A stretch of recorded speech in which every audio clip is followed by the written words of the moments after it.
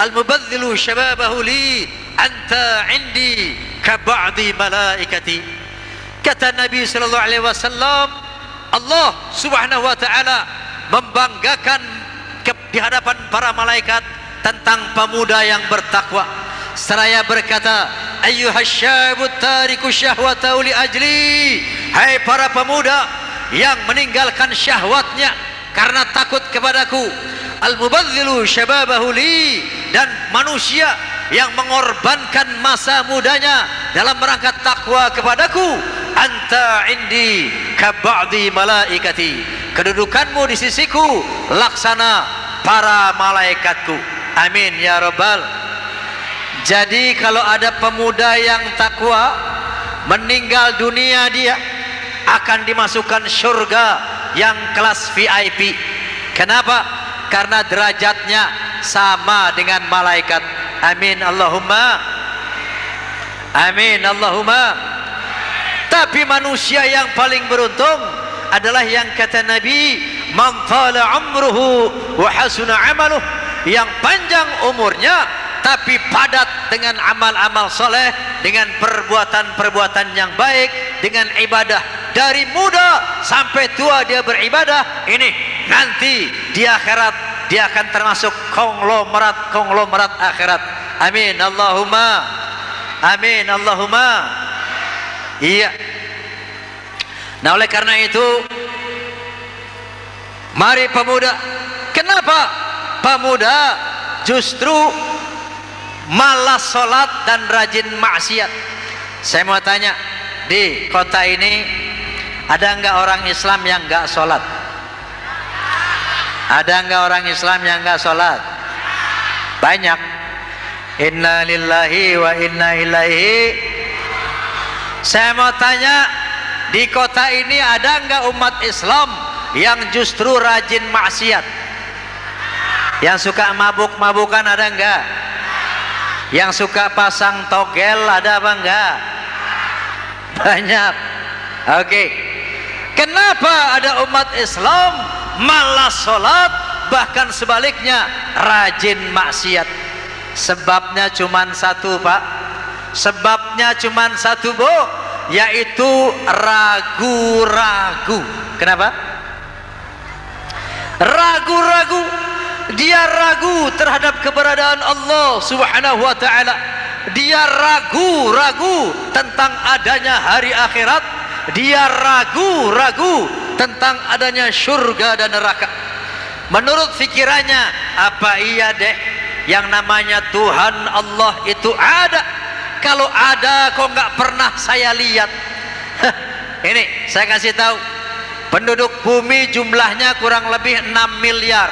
Berapa? 6 miliar. Sepertiga dari penduduk bumi yaitu orang-orang komunis, orang-orang ateis. Dia tidak percaya bahwa ada Tuhan, lantaran Tuhan tidak bisa dilihat oleh mata. Menurut mereka, sesuatu yang tidak bisa dilihat, yang tidak bisa diraba, sama dengan tidak ada.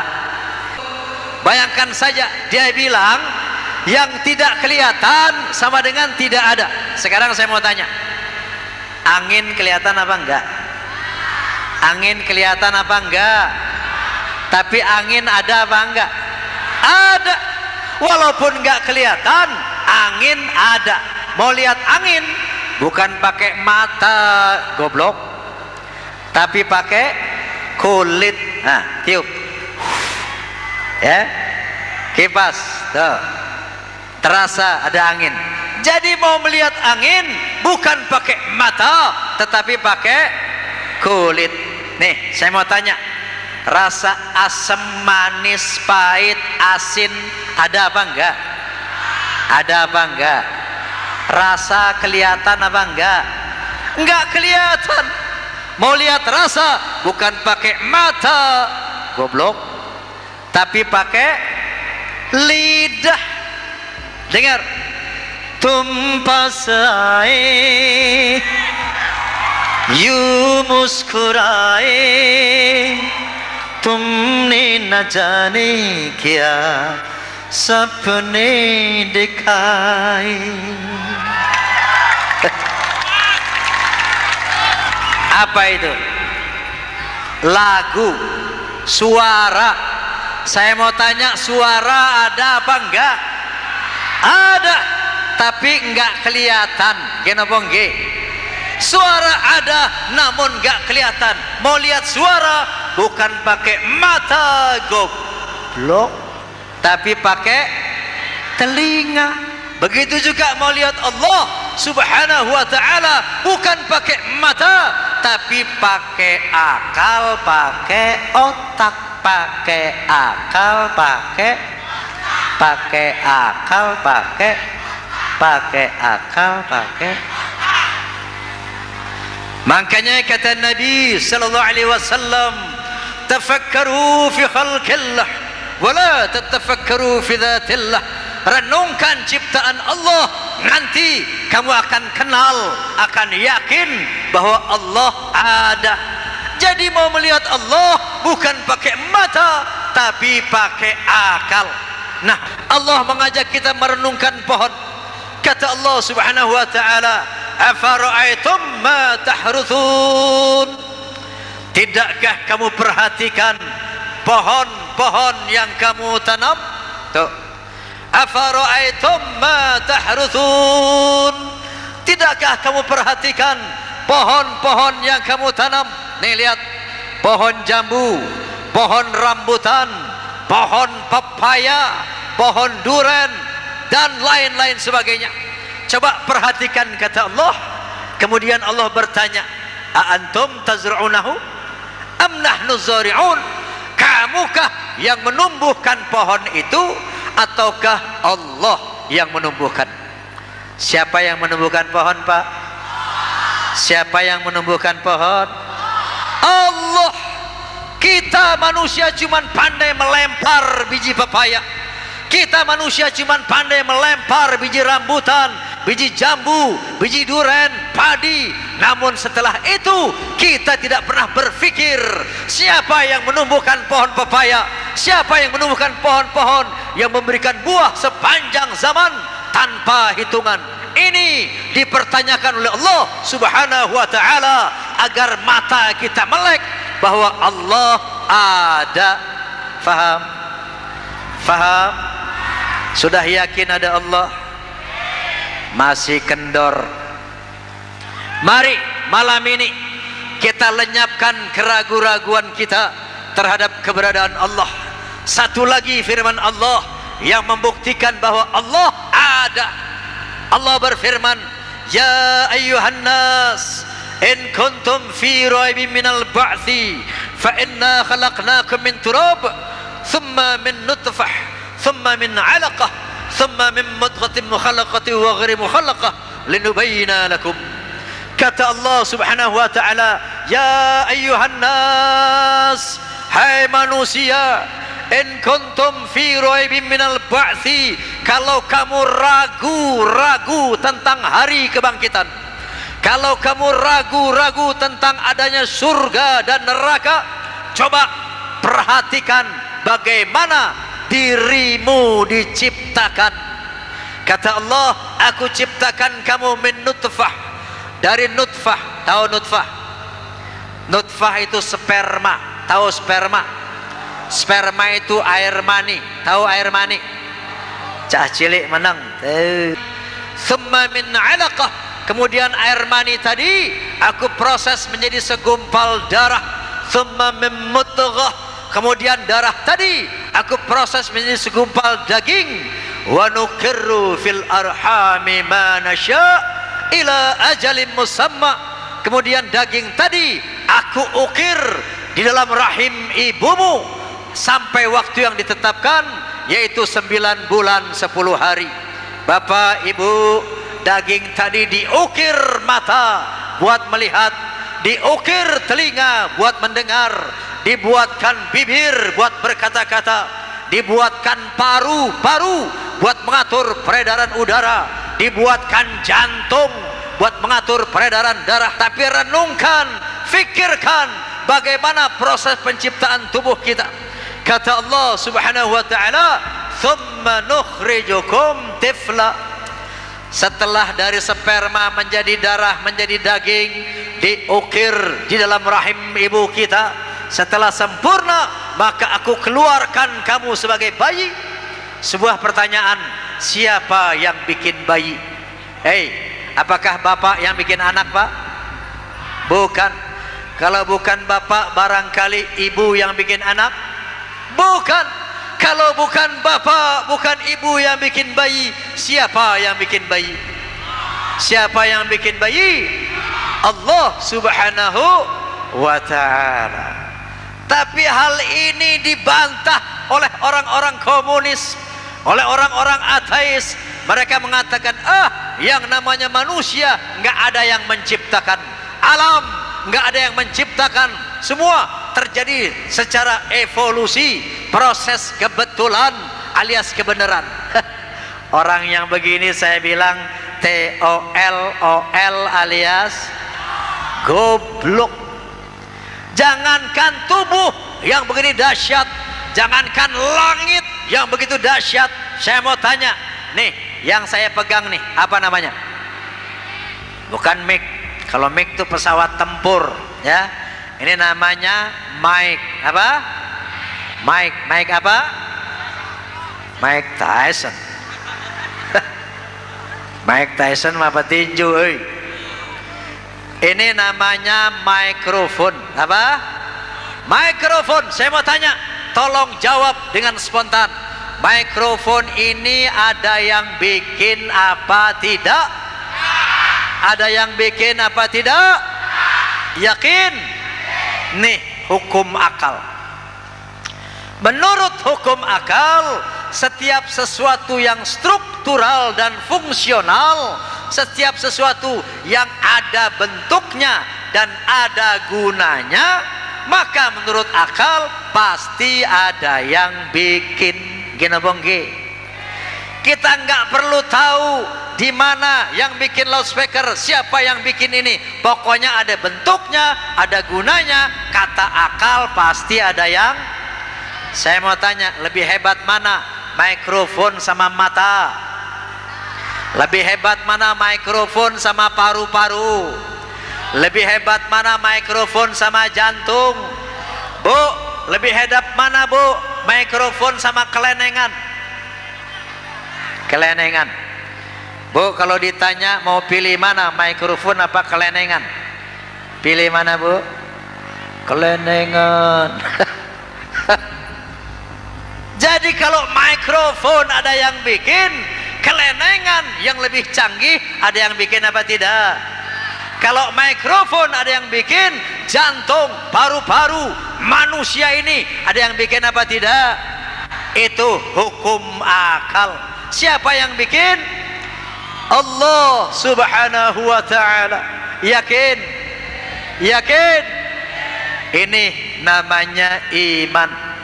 Mudah-mudahan malam hari ini yang tadinya ragu-ragu tentang keberadaan Allah sudah yakin dengan jalan tafakkur. Amin. Amin ya rabbal. Mudah-mudahan yang tadinya baru Islam sekarang sudah beriman. Amin ya rabbal. Mudah-mudahan yang sudah beriman bisa melaksanakan perintah Allah dan menjauhkan larangan Allah. Amin Allahumma amin. Nah hadirin, yang kedua, tantangan global.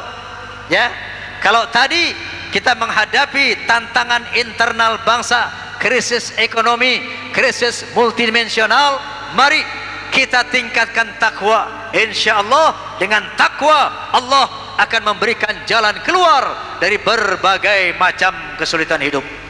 Dan tantangan yang kedua, tantangan global. Kita tengah berada di era globalisasi. Apa itu globalisasi? Hah? Asal katanya global, artinya global itu dunia, artinya globalisasi mendunia. Artinya apa? Di era globalisasi ini seluruh bangsa-bangsa di dunia, seluruh manusia di dunia bersatu, membaur menjadi masyarakat internasional, bersatu membaur menjadi masyarakat dunia. Makanya salah satu ciri daripada globalisasi adalah borderless state, lenyapnya batas-batas negara secara politik, secara ekonomi, secara budaya. Enggak ada lagi batas-batas negara. Kita sebagai bangsa Indonesia telah membaur dengan bangsa-bangsa lain dalam arti politik, ekonomi, dan budaya. Ini kalau era globalisasi kita tidak antisipasi dengan baik, akibat pengaruh globalisasi lewat televisi, sangat boleh jadi anak-anak kita lebih kenal, lebih bangga kepada Jet Li ketimbang kepada Nabi. Na'udzubillahimin. Na'udzubillahimin. Oleh karena itu, ibu, bapak, mari kita didik anak-anak kita sejak dini, berikan dia pelajaran agama selain dari pelajaran umum. Oleh karena itu, sistem pendidikan pesantren, sistem pendidikan madrasah itu adalah sistem pendidikan yang sangat ideal untuk menghadapi persaingan global. Karena di pesantren ini, di madrasah-madrasah, anak-anak kita di samping diberikan ilmu pengetahuan, mereka juga akan diberikan ilmu agama, sehingga bukan hanya kepalanya yang diisi dengan ilmu pengetahuan dan teknologi, tetapi dada mereka juga akan diisi dengan iman dan takwa. Nah, cuman dengan dua hal inilah kita bisa berhasil menghadapi persaingan global. Allah Subhanahu wa taala berfirman, yarfa'illahu alladhina amanu minkum walladzina utul ilma darajat. Allah akan meningkatkan derajat manusia yang berilmu pengetahuan dan yang beriman. Jadi iman dan takwa tidak boleh dipisahkan dengan ilmu pengetahuan dan teknologi. Teknologi di kepala, iman dan takwa di dalam dada harus sama-sama kita rebut, kita pelajari. Lalu kata Nabi sallallahu alaihi wasallam, "Man ra'a minkum munkaran falyughayyirhu bi yadihi, fa in lam yastati' fa bi lisanihi, fa in lam yastati' fa bi qalbihi, wa dzalika adaful iman." Barang siapa di antara kamu yang melihat kemungkaran, maka cegahlah kemungkaran itu dengan kekuasaanmu, dengan jabatanmu. Oleh karena itu, para pejabat, siapapun dia yang punya jabatan, harus mampu mencegah kemungkaran yang berlaku di wilayahnya. Kalau kita tidak punya jabatan, kata Nabi sallallahu alaihi wasallam, cegahlah kemungkaran itu dengan lisanmu, dengan mulutmu. Katakan itu enggak benar, itu berbahaya, itu tidak boleh. Jangan diam saja. Fa illam yastati' fa biqalbihi. Kalau kamu juga enggak bisa dengan mulut mencegah kemungkaran, maka cegahlah kemungkaran itu dengan hati, dengan doa, tidak ikut berpartisipasi di dalam kemungkaran. Wa dzalika adaful iman. Inilah selemah-lemahnya iman. Tapi alhamdulillah masih bersyukur, walaupun iman yang paling lemah, tapi masih termasuk orang-orang beriman. Kenapa nggih? Namun kalau kita sudah mendukung kemungkaran, sudah tidak mau mencegah kemungkaran walaupun dengan hati, ini namanya kita sudah tidak beriman. Na'udzubillahi min dzalik. Kata Allah Subhanahu wa taala, apabila sebuah masyarakat telah menutup mata, menutup telinga, menutup mulut terhadap berbagai macam kemungkaran yang terjadi di hadapannya, maka Allah akan menurunkan azab. Kata Allah, wattaqu fitnatan la tusibanna alladhina zalamu minkum khassah. Kata Allah Subhanahu wa taala, takutlah kamu kepada azab yang akan diturunkan oleh Allah, yang tidak hanya mengenai orang-orang zalim di antara kamu saja, tapi akan mengenai orang-orang baik juga. Kalau orang baik-baik tadi membiarkan kemungkaran berlaku di hadapannya. Na'udzubillahi min. Na'udzubillahi min. Jadi yang bisa kita lakukan sekarang ini, sadarilah wahai umat Islam, kita tengah diserang. Kita tengah diserang secara fisik. Tuh lihat, yang namanya Irak belum lama ini dihancur leburkan oleh yang namanya tentara koalisi Amerika, Inggris dan Australia, tanpa, padahal tidak ada rekomendasi dari PBB, tidak ada persetujuan dari Dewan Keamanan PBB. dengan dalil bahwa Amerika Serikat, bahwa Irak memiliki senjata pemusnah massal, maka dengan mengabaikan namanya dari PBB, Amerika dengan kawan-kawan tetap menyerang Irak walaupun tidak ada persetujuan internasional. Begitu telah diserang, ternyata yang namanya senjata pemusnah massal tidak ditemukan di Irak, alias Amerika, Inggris dan Australia telah mengada-ngada, telah membuat fitnah yang cuma tujuannya ingin menguasai minyak di Irak. Ini sadari bahwa kita tengah diserang secara fisik, dan kita juga umat Islam tengah diserang secara akidah.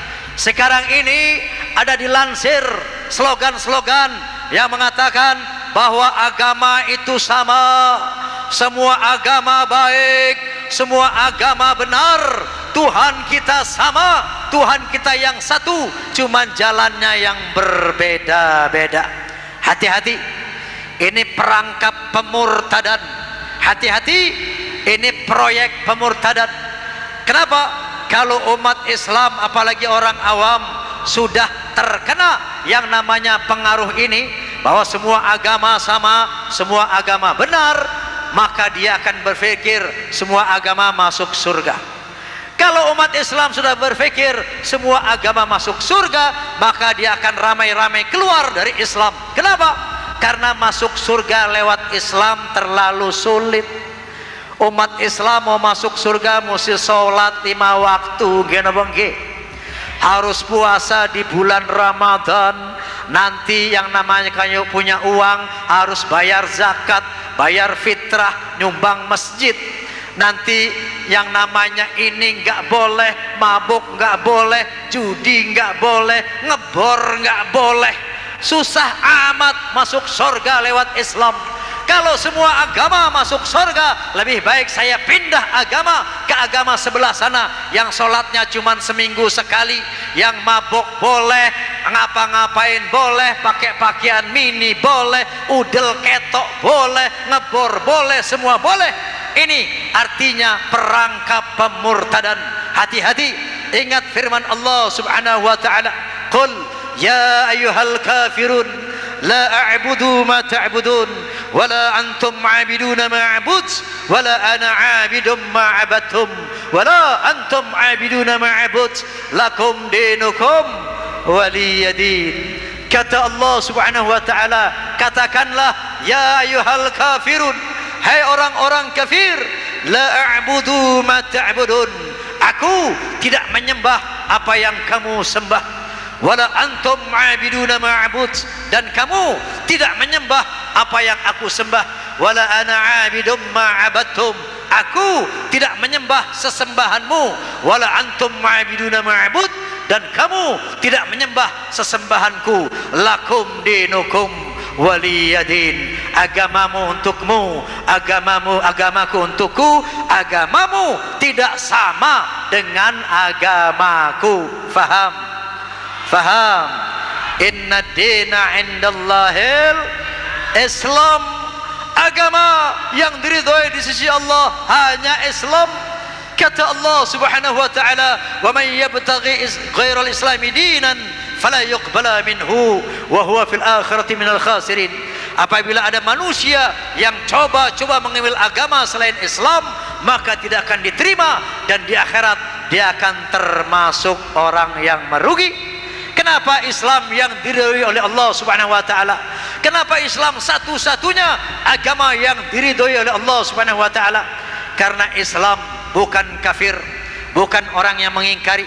Coba lihat rukun iman.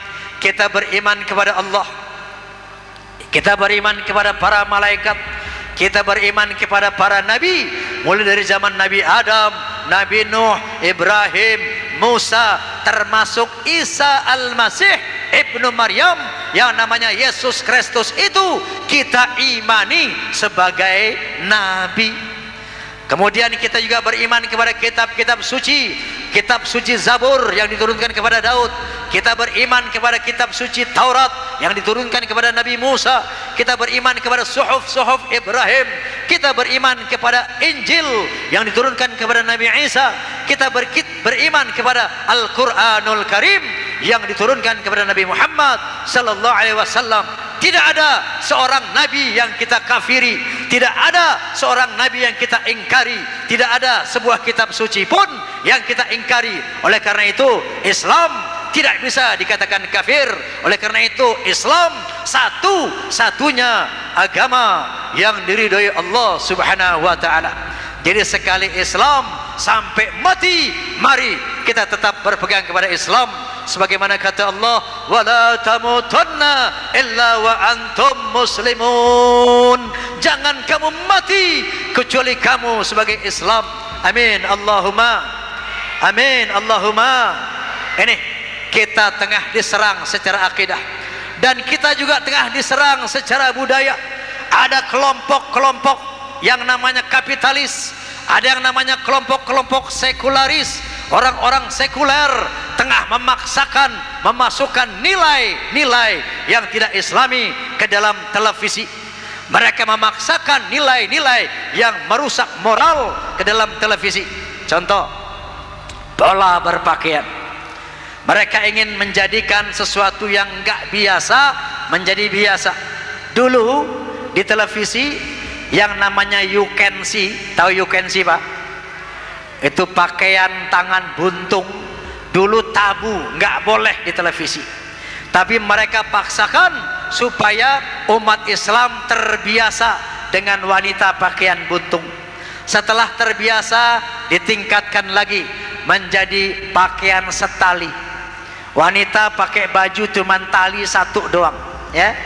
Tadinya nggak biasa, tapi mereka jejali terus dan terus sampai umat Islam menjadi terbiasa dengan wanita pakaian tali satu.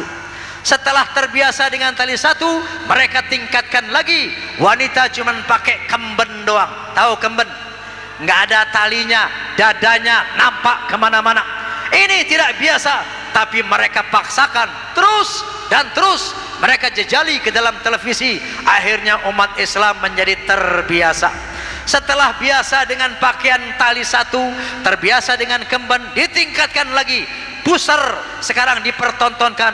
Wanita-wanita di televisi mempertontonkan perut yang mana tadi tidak biasa, akhirnya sekarang menjadi biasa. Mereka mencoba memasukkan nilai-nilai yang tidak islami.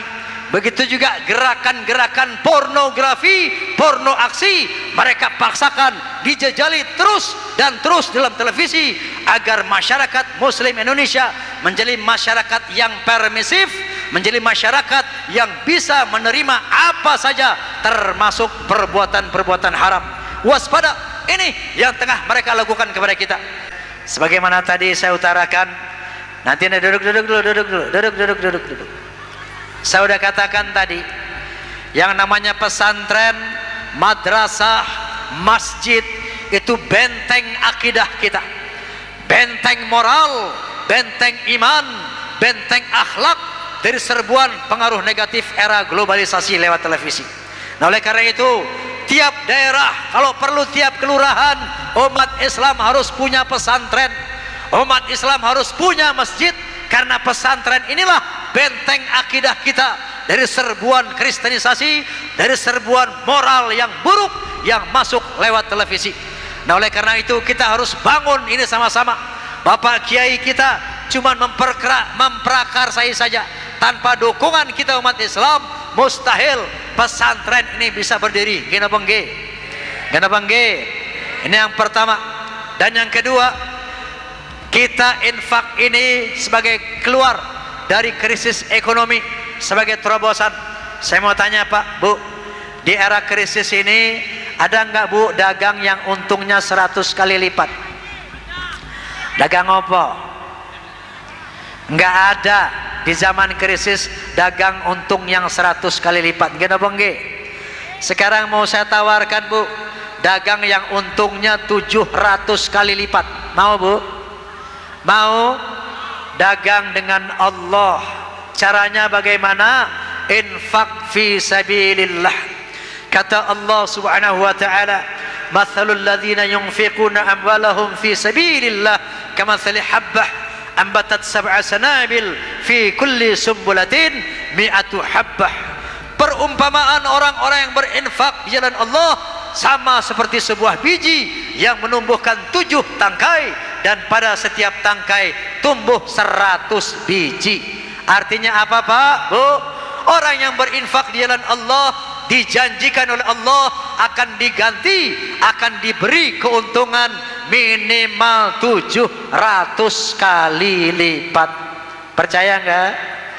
Yang enggak percaya kafir. Ini janji Allah, ini firman Allah subhanahu wa ta'ala. Bahkan Allah menjanjikan lebih dari 700 kali lipat bagi siapa yang dikehendaki. Nah, oleh karena itu mari kita ambil kesempatan ini, mari kita bangun pesantren ini, mari kita bangun benteng akidah kita, benteng iman kita, benteng moral kita, sambil berinfak di jalan Allah agar rizki kita tambah makmur. Amin Allahumma. Sudah tahu surga, Bu? Bu, mau tahu surga? Mau tahu surga, Pak? Allah subhanahu wa ta'ala ada menjelaskan tentang surga secara garis besar. Di dalam satu hadis qudsi Allah berfirman, a'adatul ibadiyas salihin ma la 'ainun ra'at wa la udhunun sami'at wa la khatara 'ala qalbi bashar. Kata Allah subhanahu wa ta'ala dalam satu hadis qudsi, aku sediakan nanti di akhirat satu tempat untuk orang-orang yang bertakwa, orang yang saleh, yang namanya syurga, yaitu satu tempat kenikmatannya, keindahannya, kehebatannya tidak pernah terlihat oleh mata, tidak pernah terdengar oleh telinga, bahkan tidak bisa dihayalkan oleh akal manusia, saking nikmatnya, saking indahnya, saking hebatnya.